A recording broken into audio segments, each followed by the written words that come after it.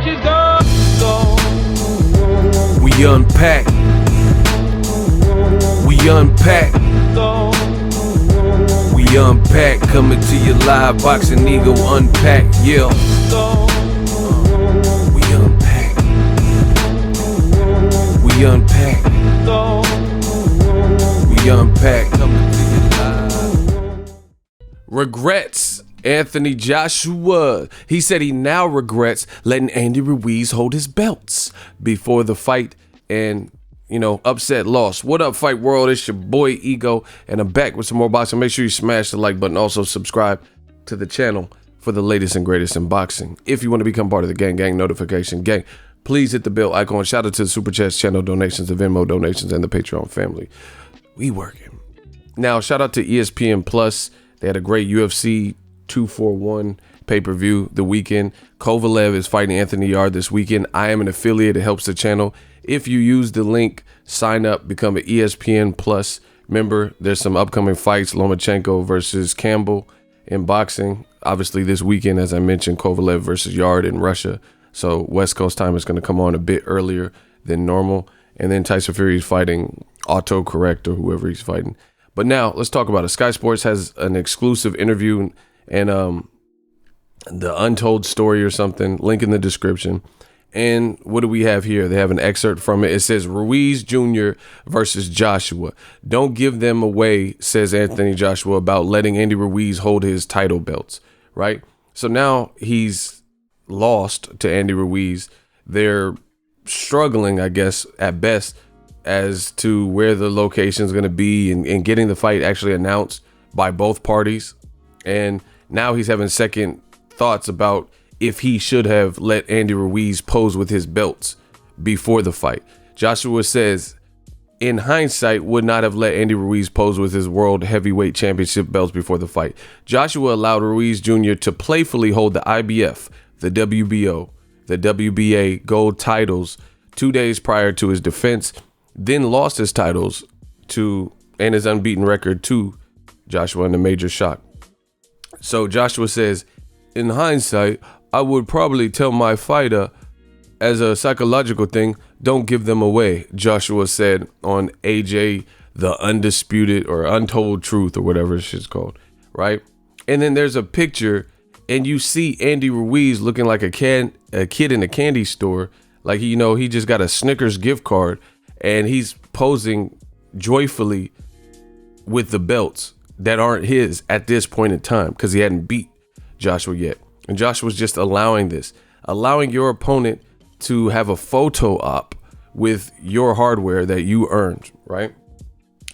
So many things wrong, but we're going to unpack it. I have to keep going with this and then I'll give more of my thoughts. But, just look at this picture. Andy Ruiz looks elated to be holding the belts. He's smirking and shit. Who does this? Why would you do this? And I can understand maybe if it was a vacant belt, so the belt didn't really technically belong to anybody, that'd be one thing because it's just an up for grabs belt. But these are Joshua's hard fought, hard earned belts that he, constantly talks about accruing and, acquiring. Joshua continues, says, quote, I always said previously that the belts didn't represent me. I was responsible and a champion before I had those belts. Whatever that means. The belts can't dictate who I am as a man. The belts can go, but I still have a championship mindset. Boxing means to me more than the belts. Boxing is about building a championship mindset. Joshua will bid to reclaim the titles in a rematch in Saudi Arabia, December 7th, live Sky Sports. He has addressed conspiracy theories regarding this defeat to Ruiz Jr., including the perception about his unusual body language during the ring walk. Quote, I was so relaxed, Joshua said. I don't see boxing as pressure. People make more of it than I do, which is why I'm really calm walking into the ring. So he said he felt great, no pressure. Joshua also denied he was knocked down during the sparring session, which led to a below par performance against Andy Ruiz. Quote, everybody wants to be famous rather than be a good fighter. Silly stories about knocking me down. You can't even enjoy your training and work on things without someone making up false allegations and trying to get 5 minutes of fame.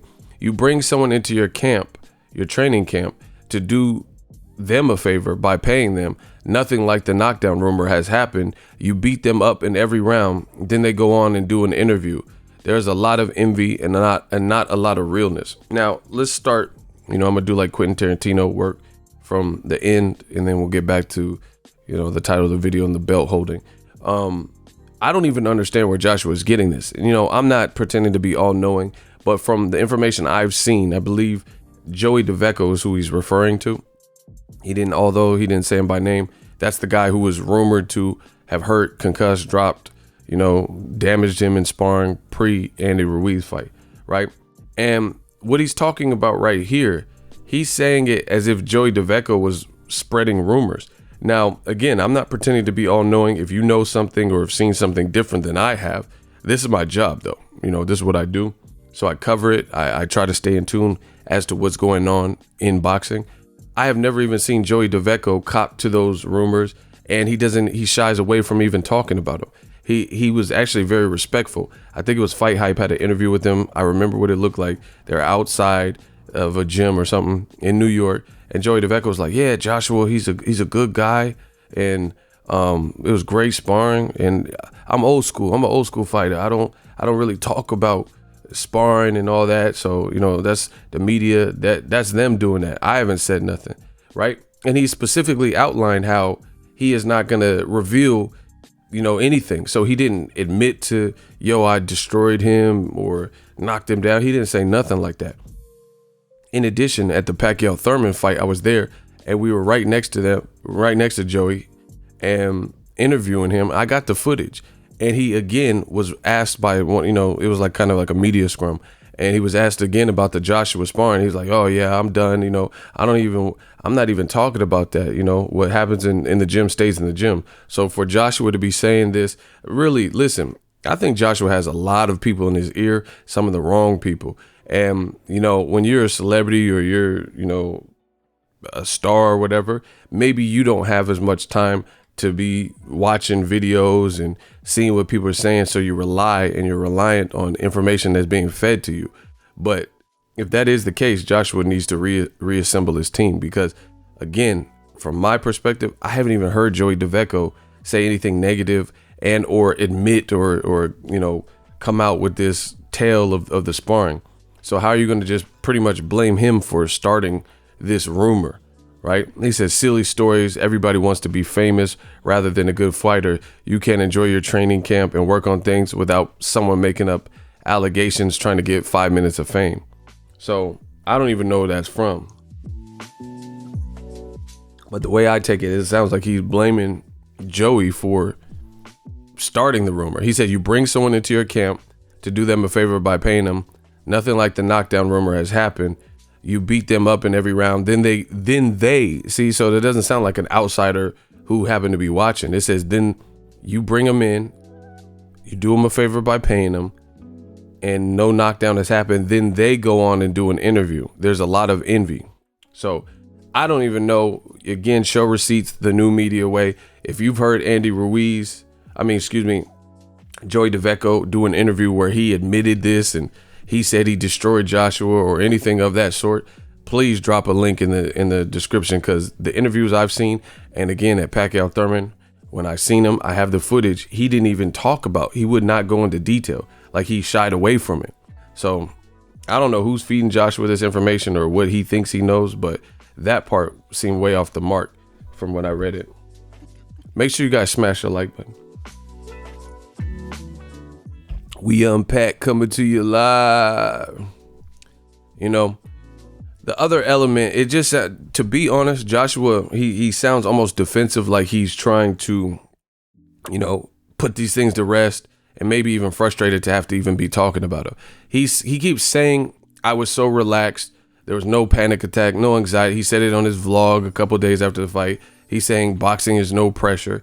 "Oh, hey, I didn't have a panic attack. You guys know me." We don't know you. We know of you because you're a celebrity boxer and we love the sport of boxing. No, but we don't know you. We hang out and have your phone number and know your little quirks. And beyond that, when he said that in the vlog, he's like, why would I have a panic attack? You guys know me. And even if somebody knows you, you don't truly know how someone's going to react in a foreign situation until that situation goes down. Like, let's just say a gang member. You don't know your boys will ultimately turn on you and snitch on you and turn state's evidence until you guys go down for a Fed case. Like, look at the Tekashi shit. You know, when everybody's riding and the ride's fun, everyone's making money, touring the world, going to Dubai and different places like that, you know, everything's good. But then when you're facing life in prison for the RICO Act and racketeering and all this shit, you don't know that people are going to ultimately roll over on you and you know, start singing. So how would you know, or how would Joshua expect the fans to know how he would react in a foreign situation that he hasn't previously been in? Yes, he's an Olympian, amateur, gold medal, and he's traveled, but he's never that. None of that counts, because as an amateur, you don't have the pressure that you have as a A-lister professional fighter. Like, that's like saying Canelo had like a little amateur career, and then the pressure he has as a fighter to perform under the brightest of lights and this huge DAZN deal, that's obviously going to be different than when you're an amateur. Because when you're an amateur, you might still be in high school or some shit, doing tournaments and shit like that. So ultimately, Joshua has built his brand and he's become a thing in boxing. So we have never seen you fight in America as a pro. So to me, it's not out of the norm or unreasonable to see your body language, actually something we could visibly see how you acted, see the performance you put up, and suggest like, man, he was really tripped out being in America. Because again, this was your first time fighting in America. I've watched several Joshua fights before he was even the man, like Gary Cornish and Kevin Johnson. I watched when he was fighting guys like that, or the lesser guys than that. And Joshua always seemed cool, calm, collect, cool as a cucumber when he was at home, when he was in the UK. He never look rattled. So you have to ask yourself this question: why now? Like, we've watched you fight Klitschko, which was a big fight. It was supposed to be a huge step up for you even. 90,000 people at home in your backyard at Wembley. You know, you set an attendance record, beat George Groves, Carl Froch, right? And nobody ever suggested that you were weirded out or shook or scared or, unsettled. But now they're saying that. So how can you exude this? You have to understand energy. You have to understand confidence. When you exude confidence, it comes through your pores. You can physically see when someone's confident. Like, I know when I've gotten in some real good shape and I leave the gym and I got that good pump, you start feeling like Arnold. What are you doing? Get me down there. Like, you start feeling like the man. You can't, like, the people can feel that energy. When you leaving the gym, you got that cool pump, you feeling good about yourself. You feel accomplished and stuff like that. Joshua didn't look like that coming out to the Andy Ruiz fight. He was playing with his gum shield, his mouthpiece. He was like looking around beady eye. He looked like he was on shrooms or something, like he was hallucinating. I'm not saying he was on drugs. I'm saying he looked like when you watch a movie and then somebody does like some hallucinogen and they're like all weirded out, like Smokey. You're like, chill, Smokey. It's angel dust. Man, as soon as he said that, I start feeling funny as hell. Next thing I know, I'm in Debo pigeon coop. Ooh, ooh, ooh. Like, he just look all weirded out. Like, by the moment, by the event. I don't know if it was ill preparation. Maybe some of the stories with Joey DeVecco and all that stuff is true. Maybe he didn't feel he was prepared. Maybe it was just because the crowd was different. Maybe it's because Andy Ruiz was a last minute replacement. Maybe just fighting in America, it's a different energy, as opposed to fighting in your backyard. But whatever it was, he could say, I was so relaxed and I felt great, and my dad attacked Eddie Hearn, or tried to, for no reason, over a chef and living quarters, and I don't see boxing as pressure now. But that's not what your body language read, and people readily read into that. Like, they could readily see that. Again, none of these other fights, including a Wembley fight, 90,000 people, nobody speculated or said anything about, hey, you look shook walking out. It was this particular fight, which happened to be a situation and an environment that was not your innate natural environment. So it's not out of the question.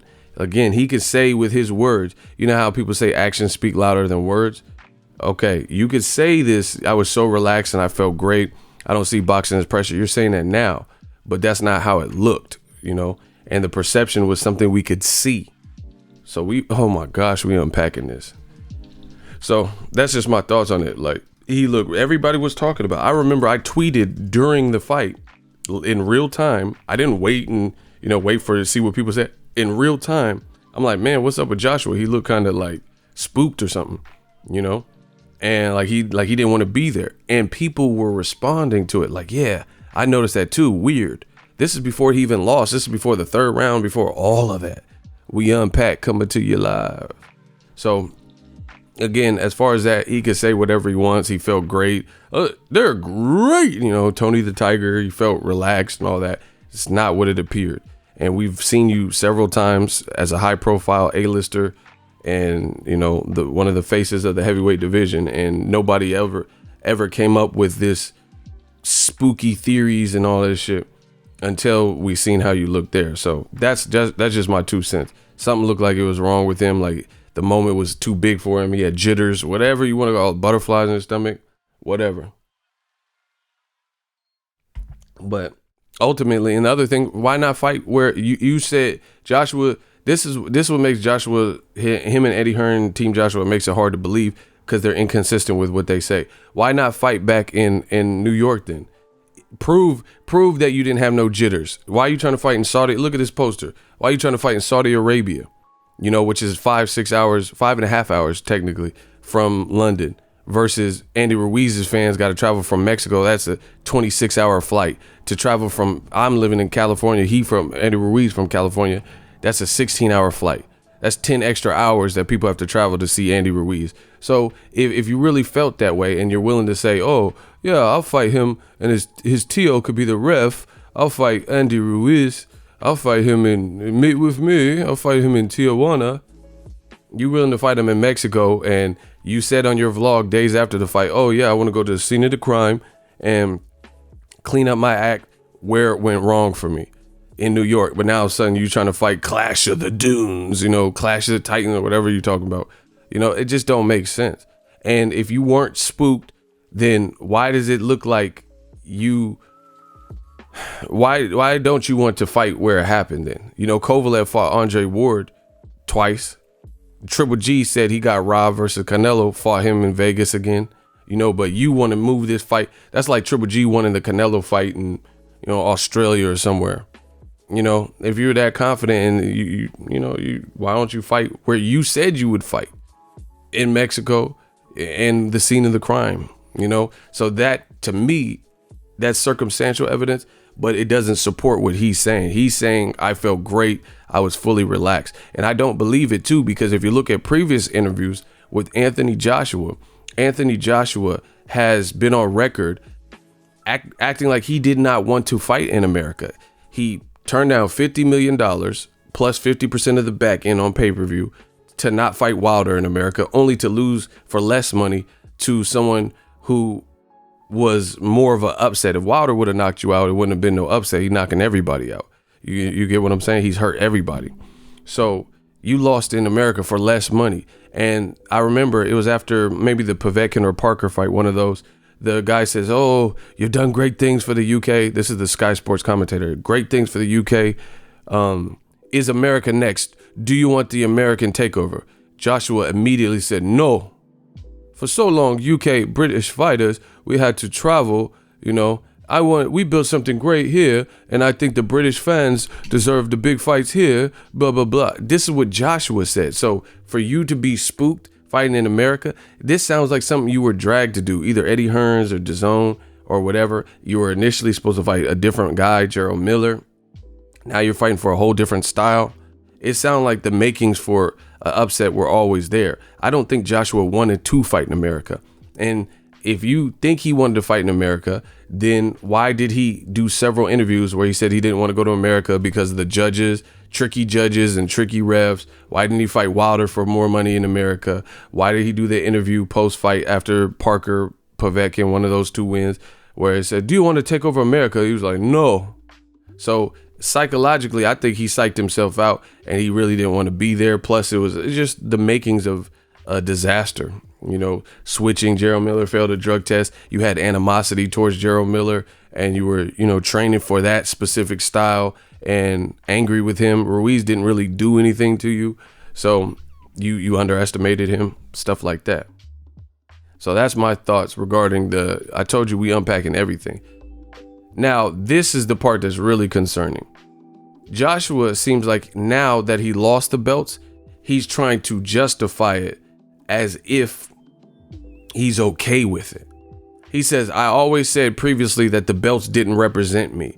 I was responsible, whatever that means, and a champion before those belts. The belts can't dictate who I am as a man. What is he talking about? No one said the belts dictate who you are as a man. Like, Joshua just be saying stuff. The belts can go, but I still have a championship mindset. Boxing to me is more than the belts. To me, this is what I call loser talk. This sounds like loser talk. Oftentimes, I'm not a psychologist, but I did, in college, I loved psychology when I took that course, the psychology courses. And the thing is this, the reason I call it loser talk is people have to find a way to pacify their insecurities and find a way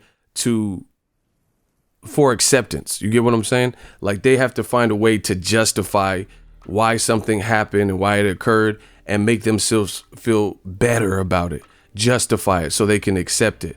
But it's also a lot of times when you see stuff like what's being said here with Joshua, it also seems like delusion, like deluded, like you're like when some people are saying whatever just to justify it, knowing that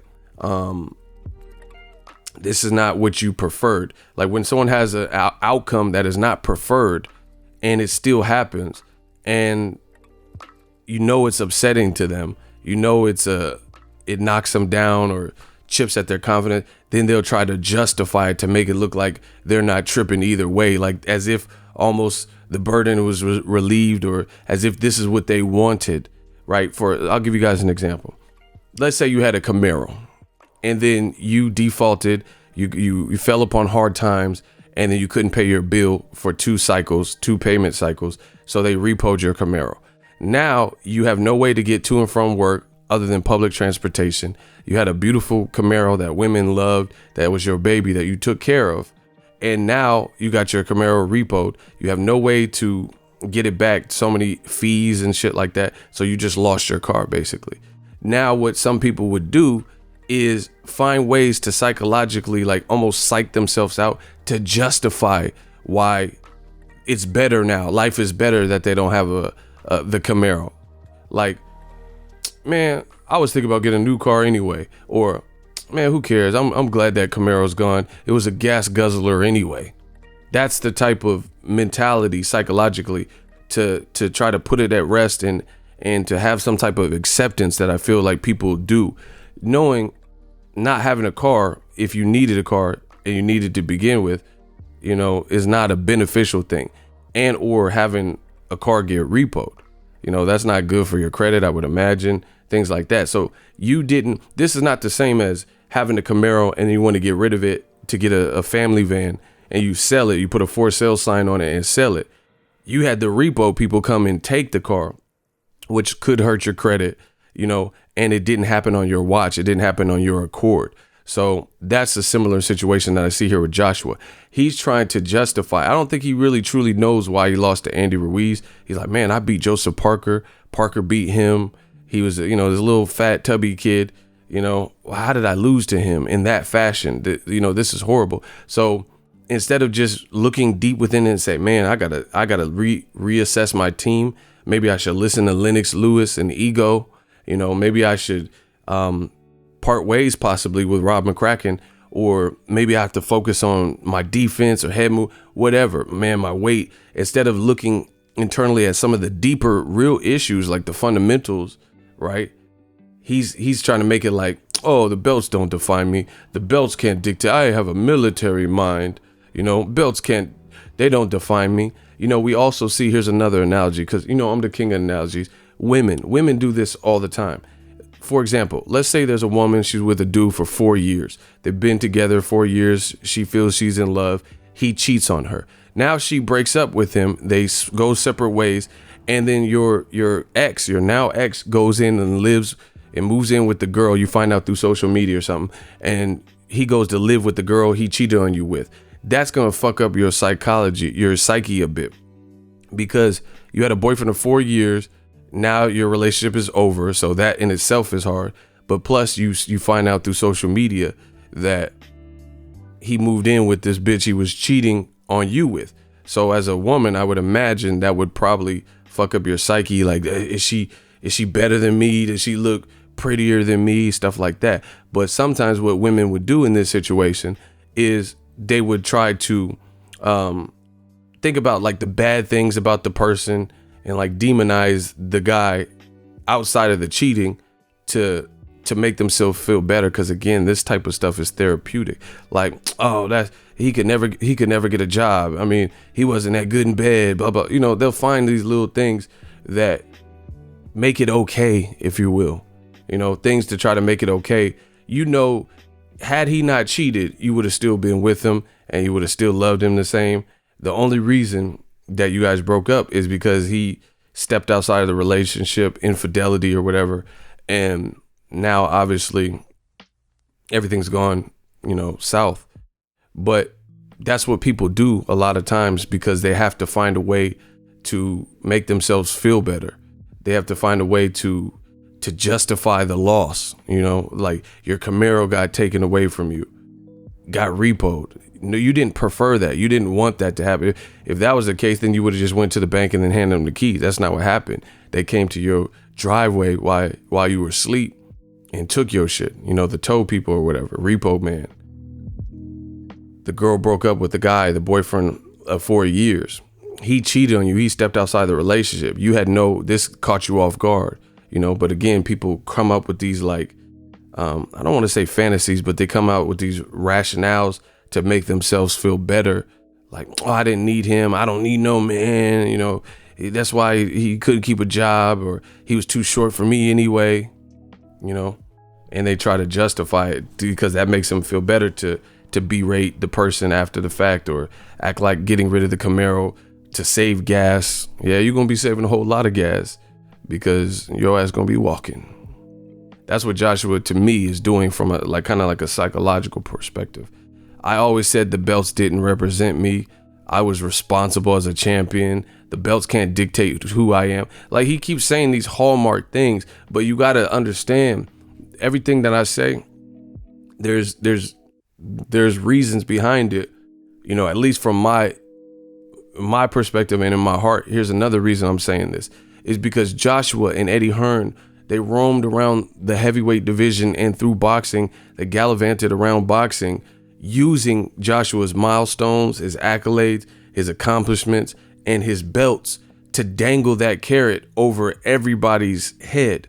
You know, Joseph Parker wanted this percentage. They negotiated for months. No, you're not worth that. Wilder said 50-50. They're like, absolutely not. Eddie Hearn said, over my dead body. Wilder has 1 belt. You know, Joshua has 3-4 belts if you include the IBO. This is what they did. Team Joshua did this. We really unpacking. They use these belts as like, oh yeah, Joshua, every time he talks, oh yeah, them guys been pro 5-6 years. Wilder and Tyson Fury, he's been pro, you know, 5 years longer than me.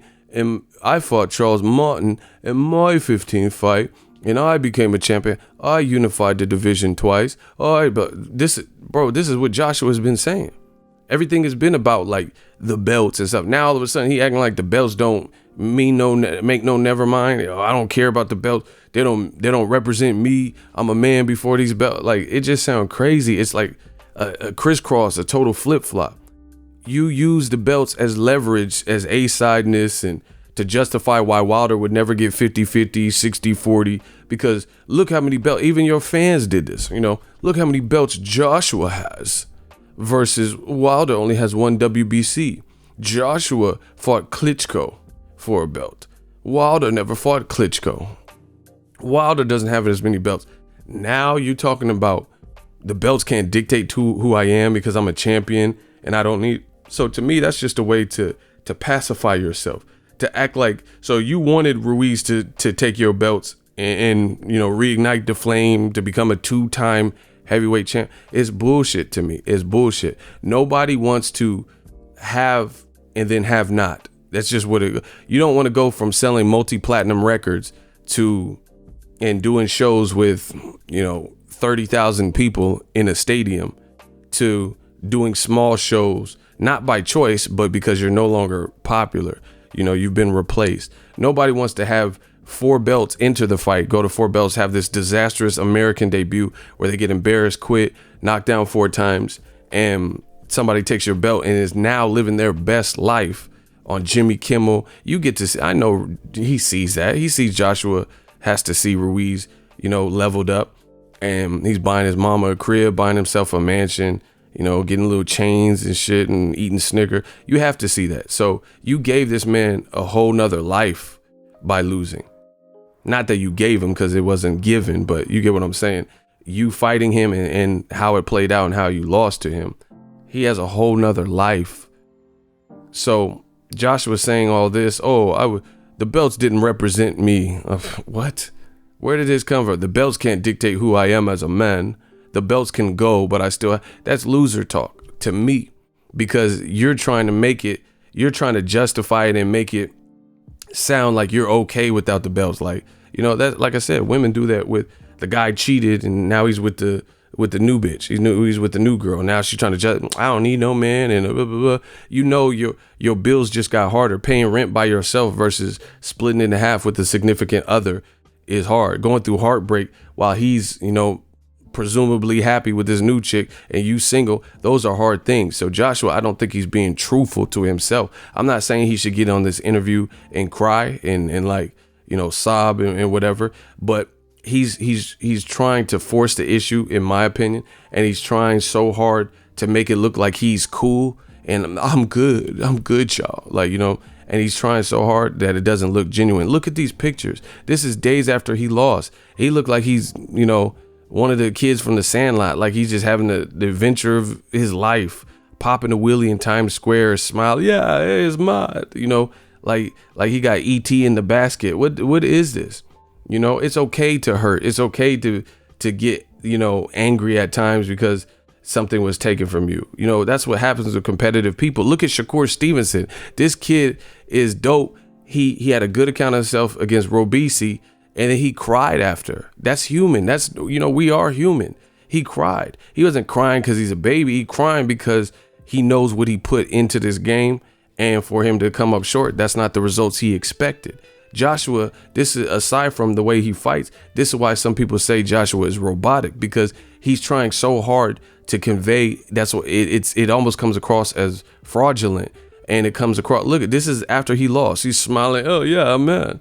You know, with these hallmark quotes, don't let success get to your head or failure get to your heart. He's coming out with these like hallmark type quotes, you know, these Full House lessons, you know, with Dave Coulier and Bob Saget and stuff like that. And it just doesn't sound realistic. It's okay to want revenge, to get back, to get inspired. Again, I'm not expecting him to be on all somber and depressed and crying, but I go through bad stuff all the time. And, you know, one thing I've been well at doing is hiding my emotions. So I get that aspect, but I don't try to overdo it. To me, Joshua was trying to overdo it in an effort to try to make people believe like he's unbothered, like this just a random. So you were just in Times Square, instead of just enjoying your time in New York, you just lost, you had a concussion, right? You just take this clever photo op by yourself, riding a bike, riding the wave. That's your cap. You know, come on, bro. That doesn't even sound like this is days after you lost. And you in New York, like allegedly having the time of your life. See, like for me, in my life, some of the best moments don't make it to social media. And that's real talk. You know, so that in itself, I know people are different, but if you having a ball and having the time of your life, a lot of times social media doesn't even have to come into play, or like maybe something real quick, maybe. But he was posting and, oh, hey, I'm in the village playing b-ball. It just didn't seem real to me. Last thing is him letting Ruiz hold the belts. To be honest, that was just ludicrous. I think most fighters would agree. That's not something you let another man do. That's like being at a Christmas party and letting a male coworker pose in the little photo booth with your girlfriend. Like, who does that?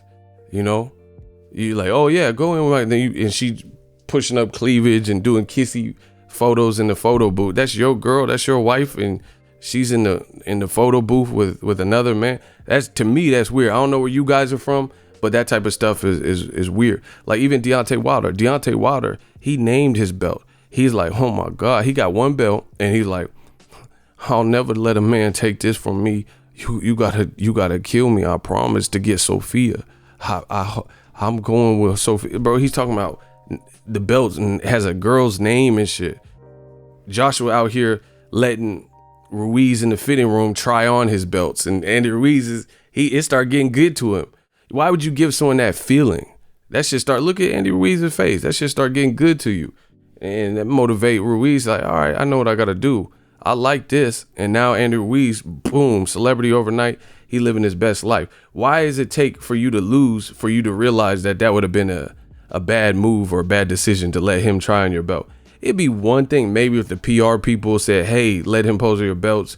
We want to get some pictures. You know, he just willingly did that. That's a bad sign. To me, this is like my favorite fighter, Mike Tyson, often talked about this. He said, so I'm walking out to the ring, and then, you know, I'm staring at him, he's staring at me. I'm looking, you know, I know this man wants to hurt me.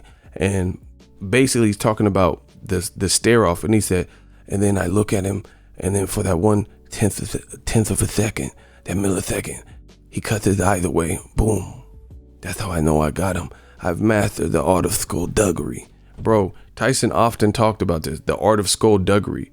You have never seen Mike Tyson, Floyd Mayweather, you know, I'm just naming competitive people.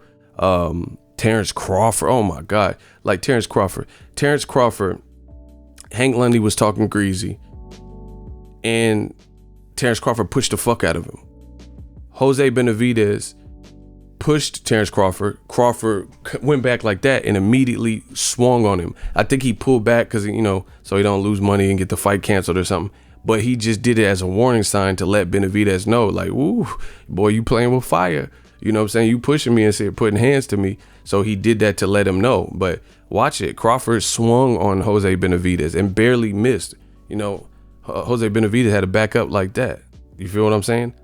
Like Terrence Crawford gunned it. And I think that was just to kind of check Benavidez, like, bro, don't put your hands on me. You know what it is. Like, don't, you know what I'm saying? Don't think shit's sweet. That's the type of competitor that Terrence Crawford is. You know, Terrence Crawford, he's not going to be all giddy and letting someone hold all his undisputed titles when he was undisputed at 140. I just can't picture it. I can't picture Floyd Mayweather really doing that either. Like, it's easy work. Robert Guerrero, hold all my belt. You know what I'm saying?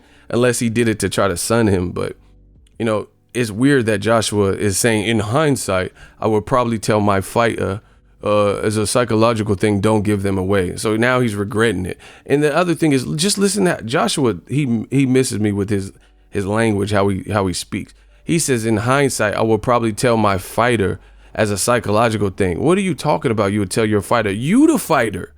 He's saying he would tell his fighter not to give away the belts. You're the fighter. You did it. Why are you talking like in a different perspective, like a third person perspective? Like, I would tell my fighter not to give the belts away for a side. You did it. So what are you talking about? Tell a fighter. It's not about like you're a trainer, you're Emmanuel Stewart or something, telling Lennox Lewis, hey, don't do that, you know, or Roy Jones, you know, don't do that. Boy, don't you do that. Don't give him that belt, Pensacola. Like, you did the move. So what are you talking about? I would probably tell my fighter, probably, man, that was a bad idea. And you seen it. Now Ruiz took the belts. You know, and he feeling it. So we unpacked. That's how I get down. You know, I had to break this down for you guys. If you like it, smash the like button, hit the subscribe button. As always, hate, comment, and subscribe. Till next video, it's Ego signing off. So if you enjoyed this video and want more content like this on the channel, you can show your appreciation by going to the PayPal donate button or the YouTube support button, and you can donate any amount that you feel is equivalent to the value of this video. Much more to come. Thank you guys for your support. Boxing Ego, the future of boxing.